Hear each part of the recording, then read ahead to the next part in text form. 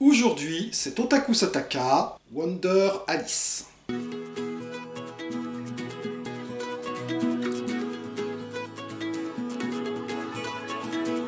Minasan konnichiwa, perfetti Guillaume des. Les super-héros japonais ont en général une carrière plus courte que celle des super-héros américains.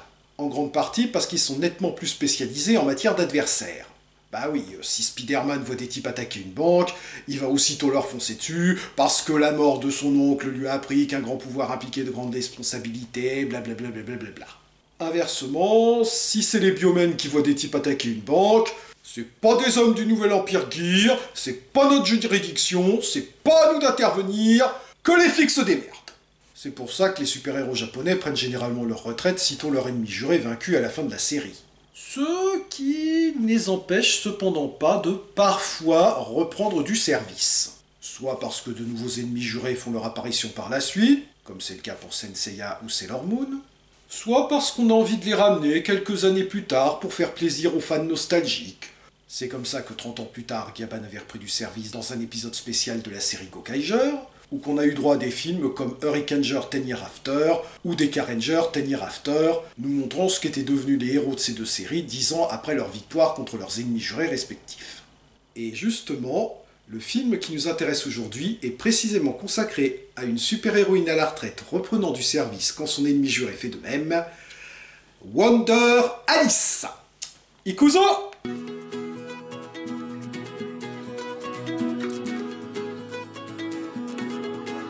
Alors déjà, premier point, Bishoujo Kamen Wonder Alice n'est absolument pas inspiré de...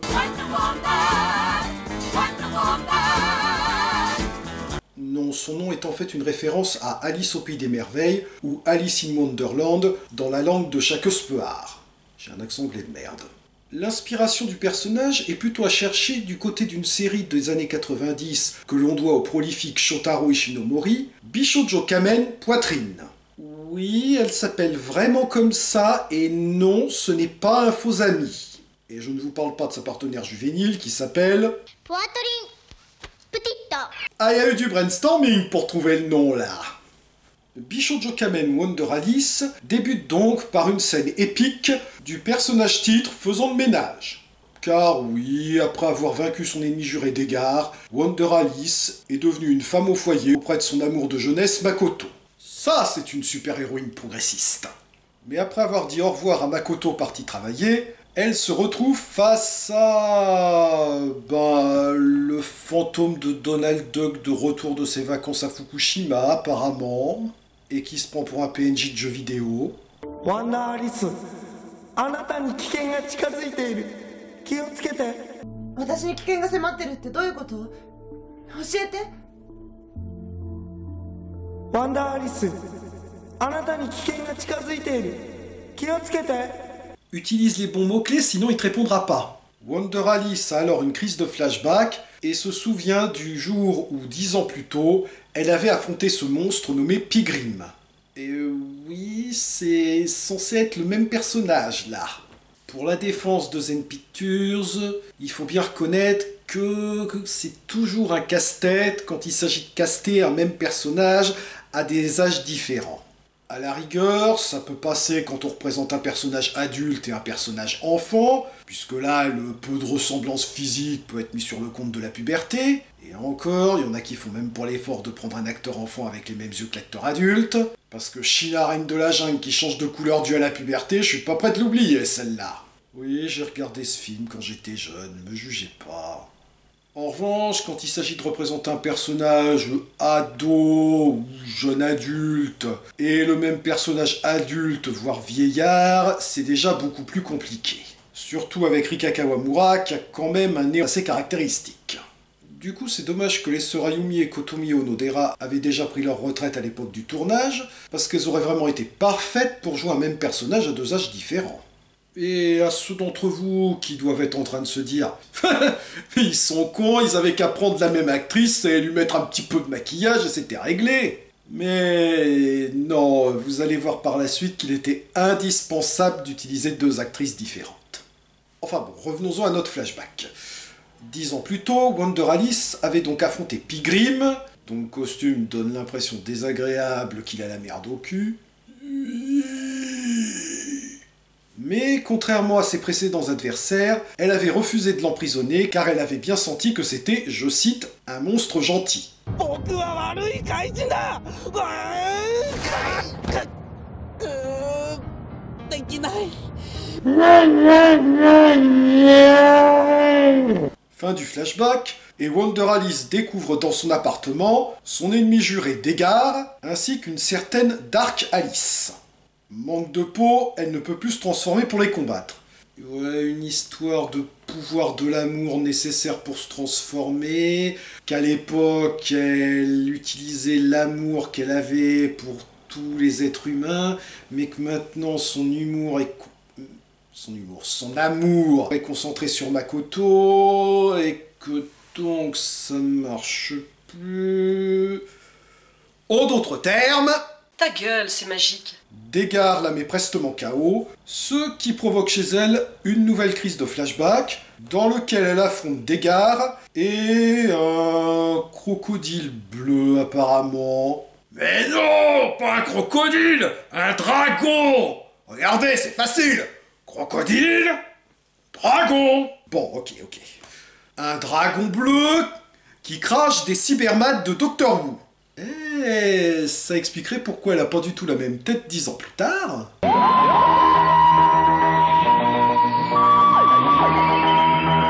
Ah oui, et vous noterez que les pigeons derrière elle en ont absolument rien à foutre. Des super-héroïnes et des super-vilains qui se tabassent, on voit ça tous les jours, maintenant ils sont blasés. Par contre, il y a quand même certains angles de vue qui portent un peu à confusion. Grâce à l'aide de Pygrim, elle avait réussi à vaincre ses deux adversaires et à les emprisonner. Oh, la lune est rouge, en plus d'être anormalement grosse, Vega va attaquer. Wonder Alice se réveille prisonnière de plantes carnivores et apprend que si Dégard et le crocodile bleu... Oh putain! Crocodile? Dragon? Ces deux-là ont pu s'évader grâce à l'aide de Makoto, qui était dès le début un agent infiltré de Dégard. Et qui avait besoin pour cela d'un échantillon de sang de Wonder Alice prélevé 10 ans plus tard, parce que sinon ça marchait pas. Quoi? Ta gueule, c'est magique. Furieuse d'avoir été trahie, Wonder Alice se transforme, car elle peut carburer aussi bien au pouvoir de l'amour qu'à celui de la colère. Par contre, quand elle utilise celui de la colère, son costume n'a pas la même couleur que quand elle utilise le pouvoir de l'amour. Ta gueule, c'est magique. Après un combat bref mais de qualité, Rika Kawamura oblige, elle est sur le point de les emprisonner à nouveau. Attendez une seconde. Je croyais qu'elle avait besoin de son Wonderstick pour les emprisonner. Wonderstick qui ressemble plus à une épée qu'à une baguette magique d'ailleurs. Elle en a besoin quand elle utilise le pouvoir de l'amour, mais pas quand elle utilise celui de la colère. Ta gueule, c'est magique. Je sens que tu vas pas chômer aujourd'hui, toi. Elle s'apprête à les emprisonner quand Dégard balance Makoto dans son seau, ce qui provoque un court-circuit qui tue Makoto au lieu de le sceller. Ta gueule, c'est magique.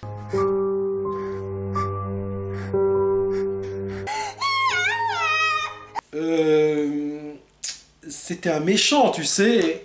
Bon, d'accord, je conçois que ça te fasse quand même un choc de l'avoir tué accidentellement, mais tu pourrais pas attendre d'avoir dégommé les méchants, de faire ton Heroic Blue Screen of the Death? Mais qu'est-ce que tu veux que je fasse d'un écran bleu héroïque, moi? C'est une expression. Tu vas jamais sur TV Trop? Wonder Alice se retrouve de nouveau prisonnière et torturée par Dark Alice, qui n'est autre que son clone, créé à partir du sang qui avait été prélevé par Machin lors de leur combat. Un clone pas très ressemblant d'ailleurs, même s'ils ont quand même eu la bonne idée de confier le rôle à la sœur de l'actrice. D'ailleurs, un clone qui pelote l'original, techniquement, c'est pas de la masturbation. Entre autres tortures, Wonder Alice se fait mâchouiller les jambes par les cybermates du crocodile. Crocodile Draco Malfoy! Mais qu'est-ce que je raconte, moi? Et vous savez ce qui est triste? C'est que les maquilleurs se sont donné beaucoup de mal pour représenter les traces de morsure sur ses jambes. Et tout ça pour rien, parce que la seule chose que regardent les spectateurs en ce moment, c'est sa culotte. Ne niez pas, je vous ai vu! Ah, tiens, la lune est redevenue normale. Elle tente de convaincre son clone de devenir gentil et de la remplacer comme super-héroïne défenseuse de la justice après l'avoir tuée. Ok, Wonder Alice, Est-ce qu'après le pouvoir de l'amour et celui de la colère, tu pourrais essayer de carburer au pouvoir de l'intelligence pour changer un peu? Juste pour voir l'effet que ça fait, hein. C'est alors que Degar a une idée machiavélique pour se venger. Il lui remet son masque, la téléporte sur le lieu de sa défaite, et lui guérit les jambes au passage. Ta gueule, c'est magique. Puis la fait rajeunir, avant de la rôtir à coups de flamme en CGI. Bizarrement, c'est la partie la plus logique de son plan.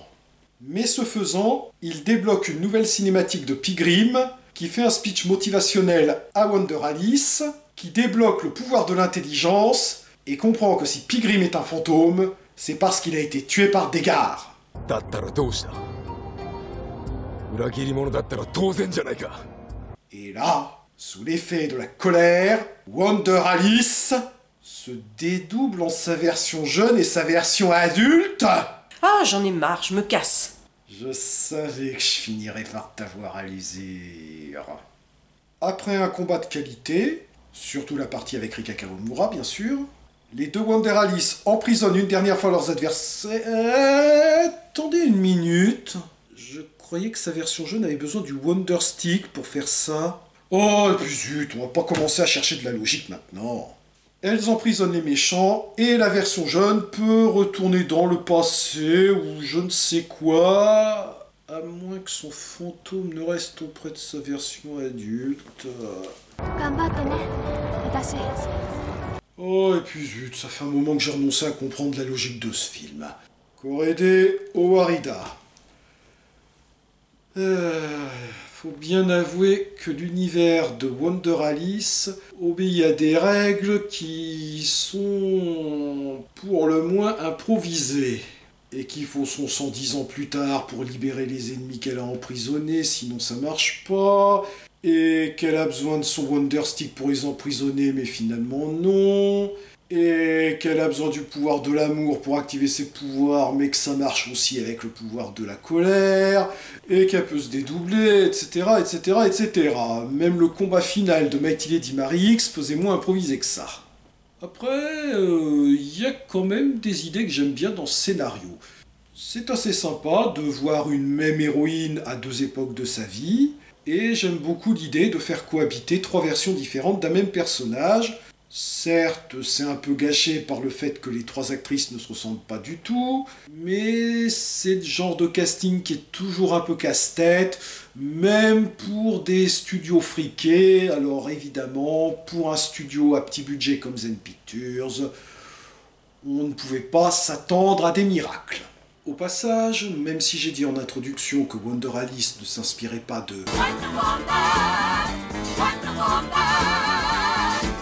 De manière assez fortuite, il rappelle néanmoins certaines histoires du Silver Age scénarisées par Robert Kanigher. C'est en effet lui qui avait créé les personnages de Wonder Girl et Wonder Tot, qui n'étaient autres que Wonder Woman à l'époque où elle était adolescente, et bébé. Si au départ les trois personnages vivaient des histoires indépendantes, Kanigher n'allait pas longtemps résister à l'envie de les faire interagir dans une même histoire. Soit parce qu'une machine ou un sortilège faisait vieillir ou rajeunir Wonder Woman, la scène de sa mort dans Crisis on Infinite Earths s'en inspirera d'ailleurs, soit parce qu'une menace qu'elle avait affrontée adolescente refaisait surface quelques années plus tard, soit grâce à une machine temporelle qui permettait soit à sa version juvénile d'observer ses propres exploits quand elle serait adulte, soit à sa version adulte de redécouvrir ses exploits quand elle était enfant. A noter que ces histoires impliquaient que la version adulte n'avait plus aucun souvenir de ce qu'avait vécu sa version ado. On retrouve d'ailleurs exactement le même problème dans Wonder Alice. Si la version jeune qui combat à ses côtés à la fin est bien elle-même ayant voyagé dans le temps, comment se fait-il qu'elle n'avait aucun souvenir de ce combat une fois adulte ? Ouais, tu sais, on a beau faire des théories de ouf sur les voyages dans le temps. Au final, personne n'y comprend jamais rien à ces trucs-là. Par la suite, Robert Kanigher allait carrément faire interagir les trois versions de Wonder Woman dans une même histoire, même si au départ c'était des histoires hors continuité, qui étaient en fait des films que Wonder Woman fabriquait à l'aide d'images d'archives. Sauf qu'à l'époque, la communication entre auteurs de comics n'était pas toujours très au point, et les auteurs d'un autre comic books, Teen Titans, allaient intégrer dans l'équipe Wonder Girl en pensant que c'était la partenaire adolescente de Wonder Woman. Et du coup, Robert Kanigher fit par la suite comme si Wonder Girl et Wonder Tot avaient toujours été les deux petites sœurs de Wonder Woman. Et ce jusqu'au jour où il convoqua les deux personnages dans son bureau pour les renvoyer. Oui, c'est vraiment arrivé. Il y a comme une photobombe de Maine-Coon derrière moi. Wonder Girl allait cependant connaître une longue carrière dans les comics, même si au cours de sa carrière, elle changera d'origine et de nom de code presque aussi souvent que le docteur d'interprète, et elle aura même l'honneur d'apparaître dans la série live Wonder Woman. Mais assez digressé, revenons-en à Wonder Alice. La trahison de Makoto est une bonne idée aussi, surtout que pour une fois, ils ont fait attention à ne pas la spoiler à l'avance. N'est-ce pas, Marionnette Soldier et Witch Hunter Sayaka? Malheureusement, sa trahison n'a pas autant d'impact qu'elle aurait pu en avoir, pour la bonne et simple raison qu'avant ça, on ne l'aura vu interagir avec l'héroïne que dans une très courte scène. C'est presque un non-personnage à ce point-là, et c'est dommage car sa trahison aurait quand même eu beaucoup plus d'impact si le spectateur avait pu s'attacher à lui, s'il y avait eu beaucoup plus de scènes où on le voyait interagir avec l'héroïne. Dans le rôle principal, Rika Kawamura est excellente, aussi bien comme comédienne que comme combattante, mais les deux actrices principales ne déméritent pas à côté d'elle. Malgré un scénario obéissant à des règles improvisées, Wonder Alice comporte pas mal de bonnes idées, et même si ce n'est pas un incontournable de Zen Pictures, on passe malgré tout un agréable moment devant ce film.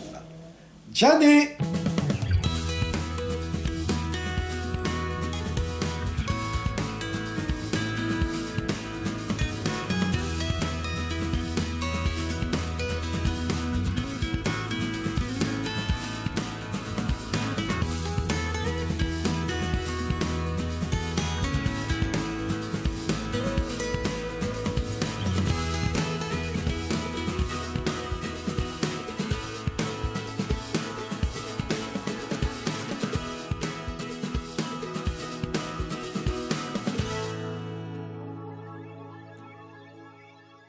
Et devinez qui vient de se rendre compte qu'il a oublié de prendre la télécommande et qui va donc avoir l'air con quand il voudra faire Ikuzo.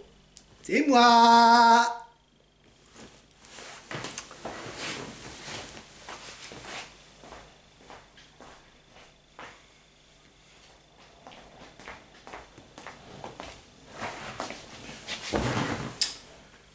Ce détail étant réglé, reprenons.